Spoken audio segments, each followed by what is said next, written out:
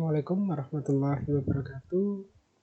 Kembali lagi dengan saya Muhammad Anwar Aini pada mata kuliah kita Analisis dan Desain Sistem Informasi. Untuk di pertemuan kita yang ke-5 ini, kita akan mempelajari tentang apa itu analisis planning. Jadi jika kemarin di minggu sebelumnya kita belajar tentang bagaimana tahapan-tahapan yang harus kita lalui ketika kita mau melakukan sebuah desain sistem informasi ya. Sudah kita pernah tahu kemarin bahwa untuk melalui tahapan-tahapan dalam sistem development life cycle itu kita harus melalui beberapa tahapan. Yang pertama yakni kita harus melalui tahap di planning dulu. Baru setelah planning kita melakukan analyzing, lalu kita melakukan tahap desain, baru setelah itu kita melakukan implementasi. Lalu ketika ada kekurangan ataupun ada kesalahan-kesalahan dalam sistem, kita harus melakukan tahap evaluasi ataupun maintenance. Nah, di minggu kita kali ini yang akan kita bahas adalah di fase planningnya. Jadi kita lebih dalam mengetahui apa sih itu yang disebut sebagai fase planning. Oke, lanjut ya. Fase 1 planning. Di tahap ini atau di fase ini merupakan tahap yang pertama pada sistem development life cycle.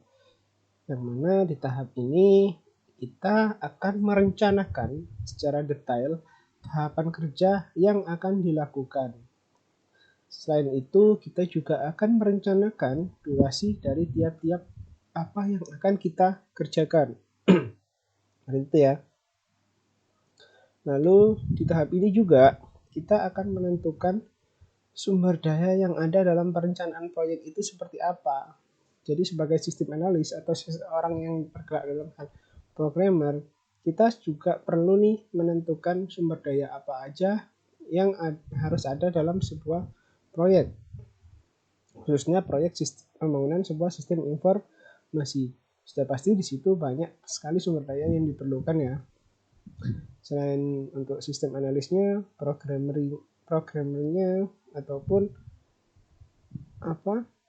bahan-bahan yang dibutuhkan untuk mendukung terciptanya sebuah sistem informasi.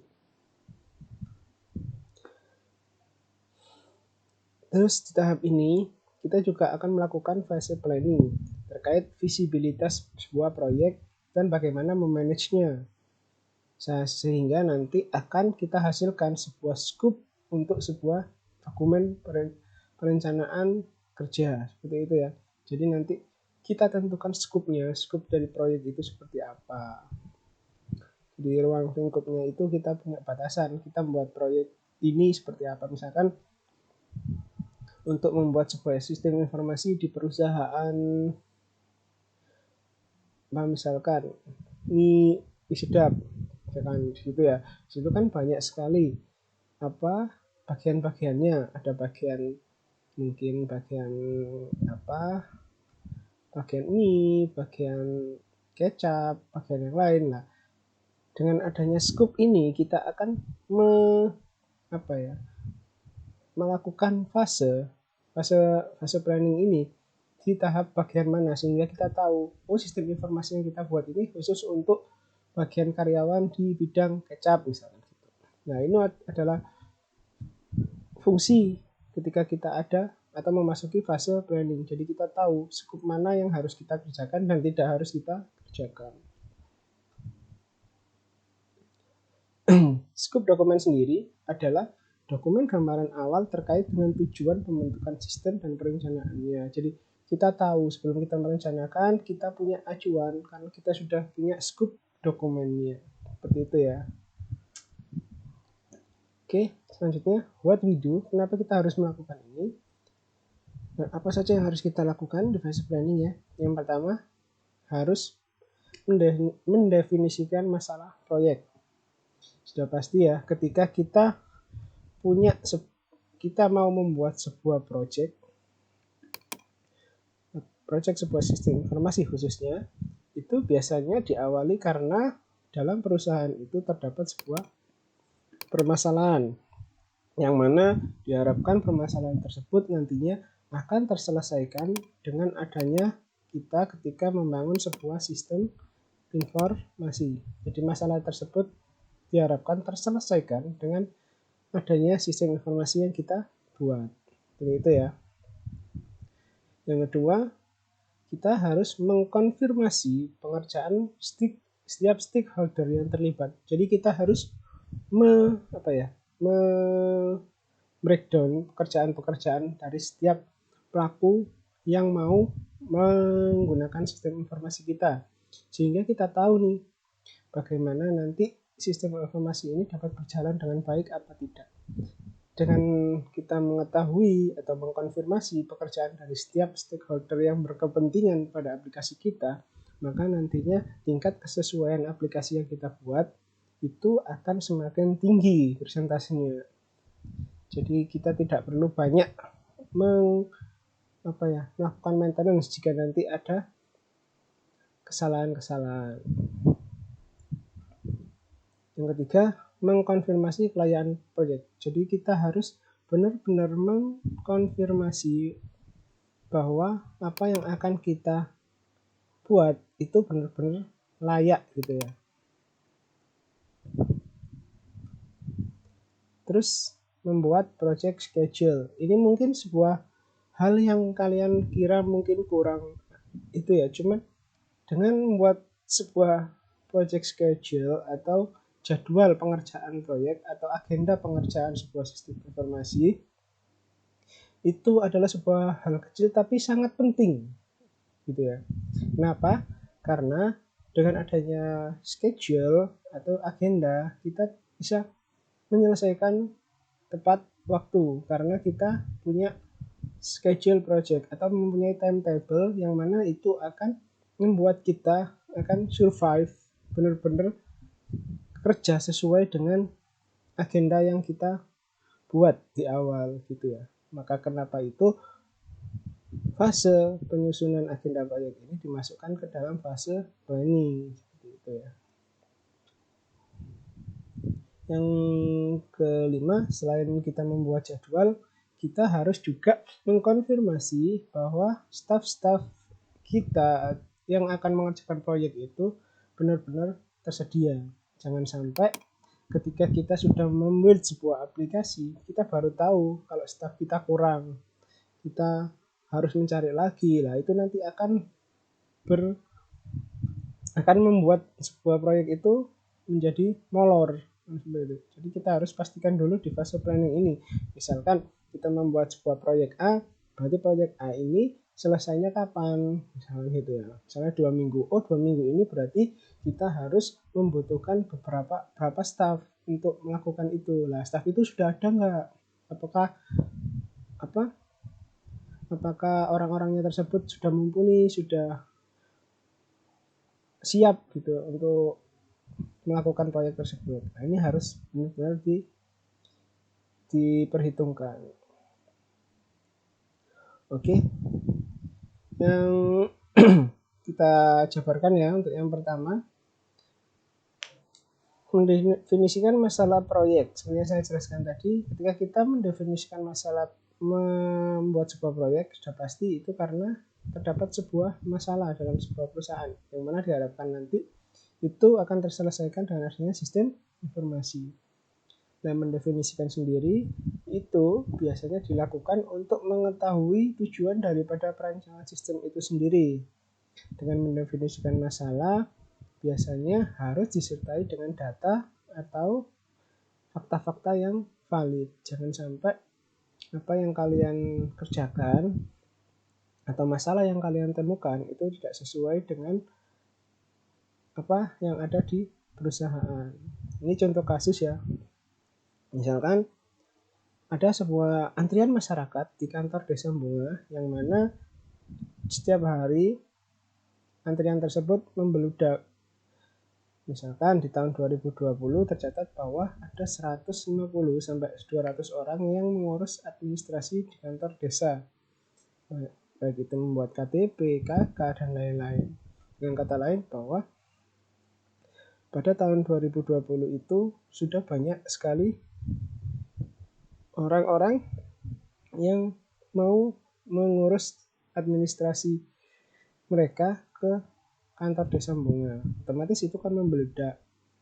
Nah, pada tahun 2001 diperkirakan jumlah tersebut akan semakin meningkat. Nah, itu kan juga merupakan sebuah masalah ya dengan adanya antrian tersebut karena di tahun 2020 aja sudah tercatat seperti itu kan. Nah, hal ini disebabkan karena adanya lahan yang telah berubah alih fungsi menjadi perumahan. Banyak orang yang jadi punya rumah di situ, akhirnya banyak orang yang mengurus administrasi. Nah, dari contoh kasus tersebut kita dapat menyimpulkan bahwa terjadi masalah antrian di kantor desa Bunga. Jadi masalahnya itu masalah antrian karena banyak sekali warga yang mengurus administrasi. Sehingga masalah bisa saja terjadi. Di antaranya yang pertama, banyak antrian yang membuat pelayanan daripada si kantor desa itu menjadi lambat. Dua, adanya orang yang pindah ke desa tersebut membuat data penduduk menjadi bertambah dan harus segera berubah karena banyak yang mengurus administrasi kan gitu. Berarti selain masalah antrian, di situ juga ada masalah data penduduk yang semakin banyak dan harus segera dirubah. Dari dua inti masalah tadi bisa disimpulkan bahwa kita membutuhkan sebuah sistem informasi pelayanan masyarakat dalam membantu pelaporan kantor desa. Jadi setelah kita tentukan masalah tadi dari contoh kasus tadi, berarti kita dapat menyimpulkan nih bahwa bagaimana sih menertibkan antrian-antrian tersebut kan gitu. Dari masalah tersebut kita bisa menarik sebuah kesimpulan bahwa kantor desa itu membutuhkan sebuah sistem informasi pelayanan yang mana diharapkan nanti dapat membantu pelaporan kantor desa atau mempercepat paling tidak kinerja daripada si kantor desa tersebut.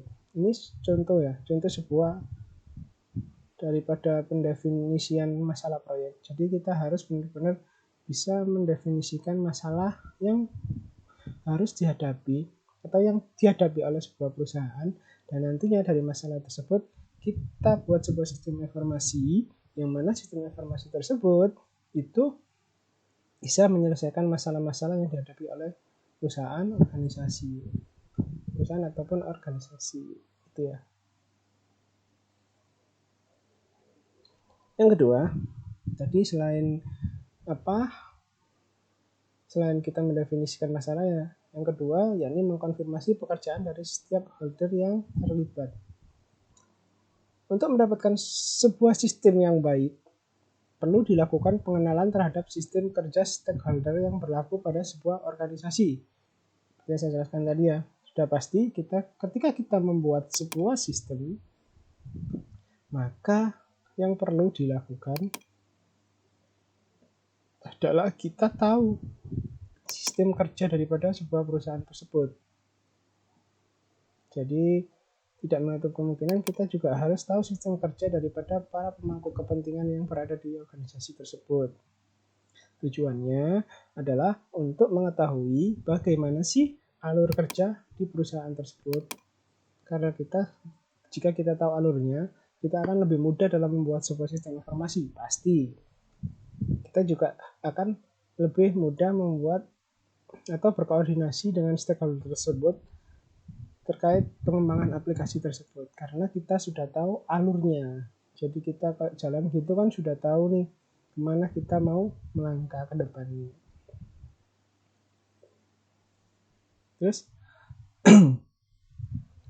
jadi kita harus mengenali setiap pekerjaan yang ada di organisasi tersebut untuk kita mengetahui alur kerjanya sehingga kita lebih mudah dalam melakukan penyusunan sebuah sistem informasi.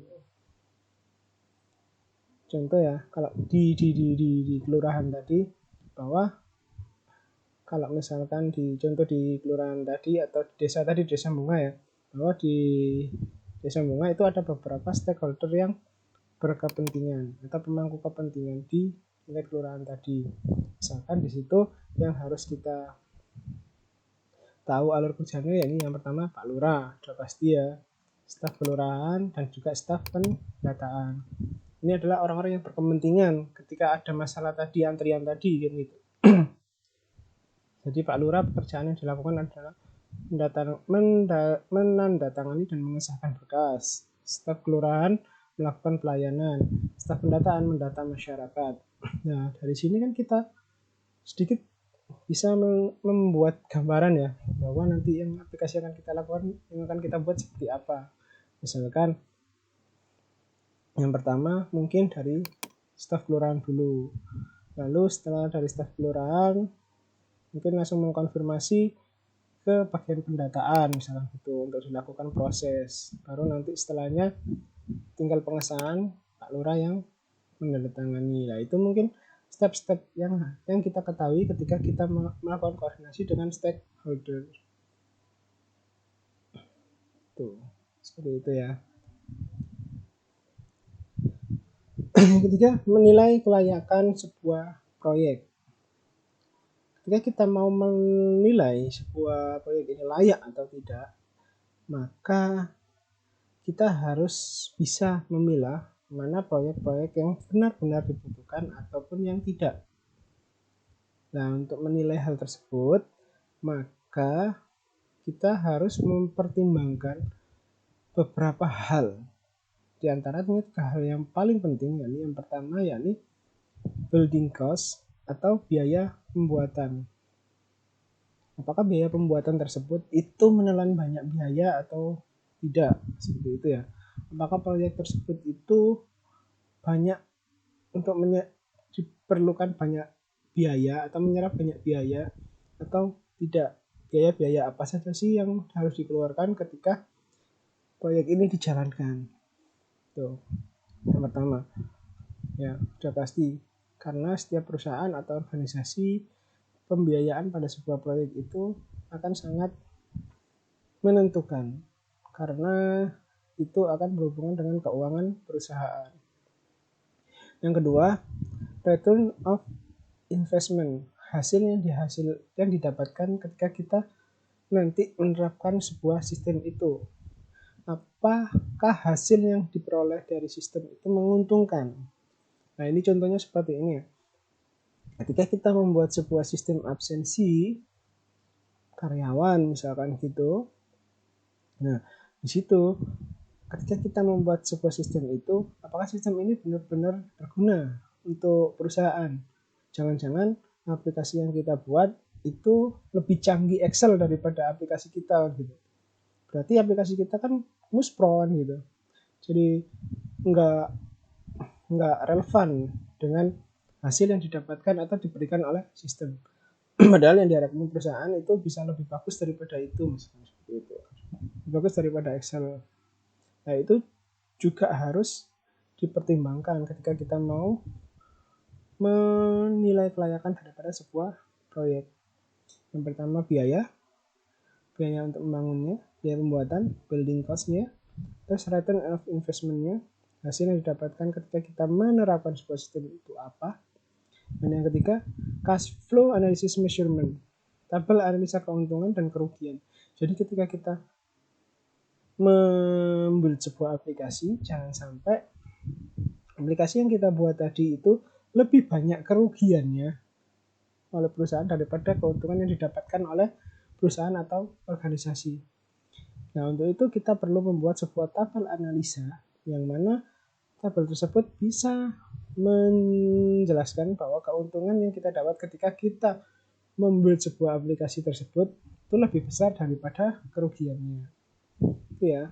Jadi ketika kerugian itu lebih kecil daripada keuntungan atau keuntungan lebih besar daripada kerugian, maka bisa dikatakan proyek yang kita buat itu merupakan proyek yang layak untuk dikerjakan.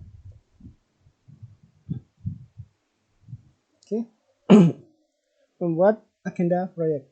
Ini adalah seperti kita membuat timetable ya. Jadi agenda proyek itu ditujukan agar proyek bisa tepat sasaran sesuai dengan waktu yang diagendakan. Biasanya agenda proyek ini disusun dengan mempertimbangkan seluruh aspek sebelumnya, baik itu aspek sumber dayanya, aspek kebutuhan untuk membuat sistem informasinya, dan lain-lain. Sehingga nantinya ketika agenda proyek ini diluncurkan, diharapkan setiap orang yang berkepentingan di dalamnya itu bisa melakukan sesuai dengan jadwal yang telah disusun. Agenda proyek juga dilakukan untuk memberikan penjadwalan yang jelas terhadap keselesaian suatu proyek. Jadi dengan kata lain, agenda proyek ini dilakukan atau disusun untuk agar supaya penjadwalan yang dilakukan atau apa yang kita lakukan itu sesuai dengan jadwal, yang mana diharapkan hal tersebut bisa menjadi jelas kapan selesainya pekerjaan tersebut. Seperti itu ya. Jadi agenda ini akan menolong kita untuk menyelesaikan sebuah proyek secara tepat sasaran dan juga tepat pengerjaan atau waktunya. Oke, seperti itu untuk agenda proyek. Ini adalah contoh ketika kita membuat sebuah project schedule ya. Jadi di sini kita tahu bahwa project itu di start atau dimulai pada tanggal 4 bulan 2 dan diselesaikan yang diharapkan selesai itu pada tanggal apa ini? Tanggal 4 bulan 9 ya. Jadi kira-kira diharapkan itu selesai selama 7 bulanan. Jadi proyek itu. Yang mana di proyek ini kita bisa lihat bahwa bagaimana progres daripada proyek tersebut. Mulai dari minggu pertama, ya, minggu pertama, minggu kedua, minggu ketiga. Ini adalah guna daripada timetable itu sendiri. Diharapkan dengan adanya ini, sebuah proyek itu tidak sampai mengalami sebuah yang namanya telat pengerjaannya atau keterlambatan dalam penyelesaian. Nah, dengan adanya ini, timetable ini, diharapkan semua sumber daya yang ada di dalamnya itu bisa berkontribusi secara maksimal sehingga didapatkan sistem informasi yang benar-benar tepat sasaran dan tepat waktu dalam hal pengerjaannya. Itu ya. Ini sudah sangat jelas ya. Misalkan di hari pertama startnya kapan, selesainya kapan, berapa persen pekerjaan yang dilakukan, dan lain-lain. Terus yang kelima, terakhir ya, ini mengkonfirmasi ketersediaan staf.